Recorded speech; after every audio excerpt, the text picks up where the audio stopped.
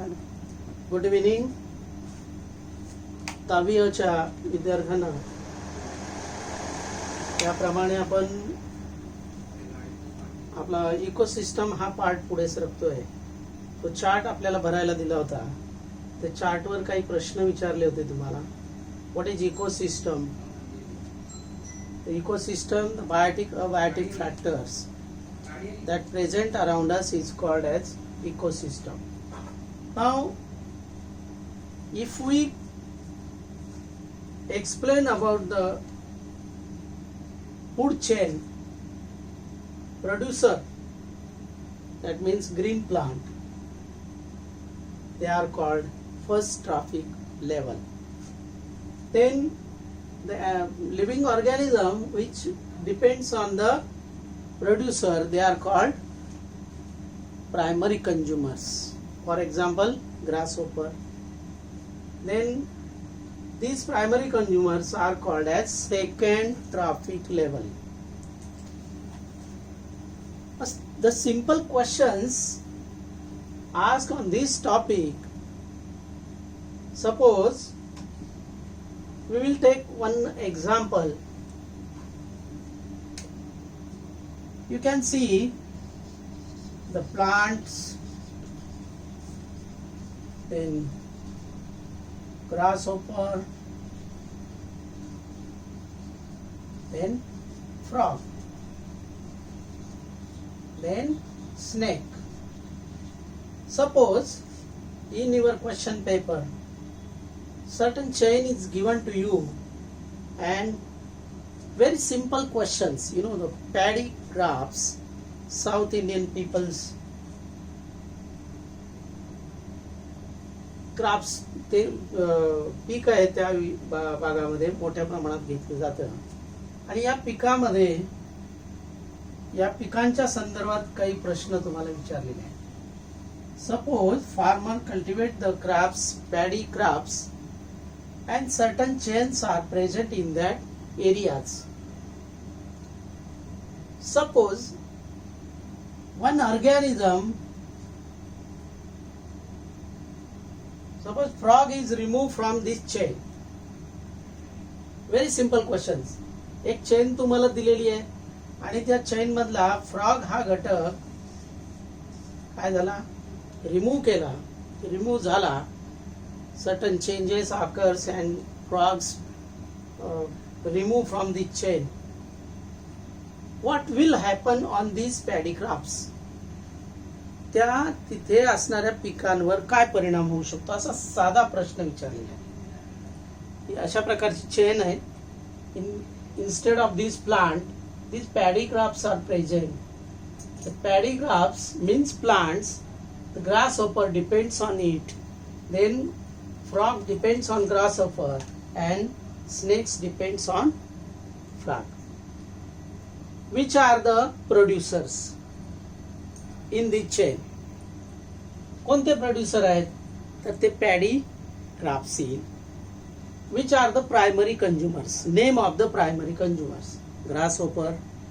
Then if we remove the frog, जर या chain मधला फ्रॉग काढून टाकला तर त्या ठिकाणी असणाऱ्या या पॅडी क्रॉप्सवर काय परिणाम होईल? 1 मार्काचा प्रश्न आहे. काय होईल? If we remove the frogs, the number of grasshoppers increase in this chain because the grasshopper is a food of frogs. It is an interaction between grasshopper and frog. Frog remove झाले. Frog remove झाल्यामुळे संख्या कोणाची वाढली? ग्रासहोपरची. They attack at a time on this paddy crops. त्या पिकावर हे grasshopper काय करणार? अटॅक करणार. हे ऑटोमॅटिक या क्रॉपचं उत्पादन काय होईल? कमी होईल. Very simple questions. these paddy crops decrease or it may be removed from the chain. Again, what is the effect on these snakes? Snakes is the tertiary consumers. यांच्यावर काय परिणाम होईल असं विचारले. त्यांची संख्या वाढेल का कमी होईल? मग वाढेल तर का वाढेल, कमी होईल तर का कमी होईल? आपण इथे काय वाचतो, पण संदिग्ध प्रश्न असल्याने आपल्याला थोडा विचार करायला भाग पडतो. काय होईल? The number of snakes goes on decreasing. Why? Because they does not obtain the food in the chain. Because they depends on frog. मग यांची संख्या काय होणार आहे? कमी होत जाईल स्नेकची. And due to that it is called as a disturbance in food chain. अशा प्रकारचे साधे साधे प्रश्न आपल्याला विचारले जातात. त्यानंतर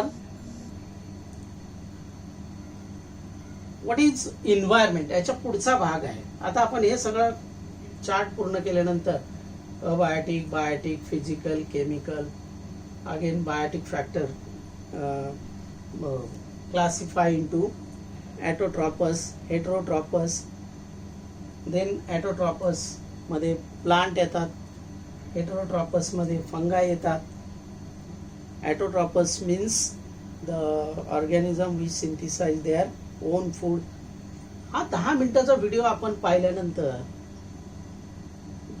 साधारण 9:30 9:15 आपण झूम ॲपवर याच टॉपिकवर प्रश्न घेणार आहोत. टॉपिक कमी पण त्याच्यावर प्रश्न अधिक तयार करून तो टॉपिक आपल्याला क्लिअर करायचा. त्याच्यामध्येच आपल्याला जोडून टॉपिक येतो तर the relation between ecosystem and environment. What is environment? Environment म्हणजे काय? Very simple. The abiotic biotic factors, that means the natural factors, artificial factors that present around us.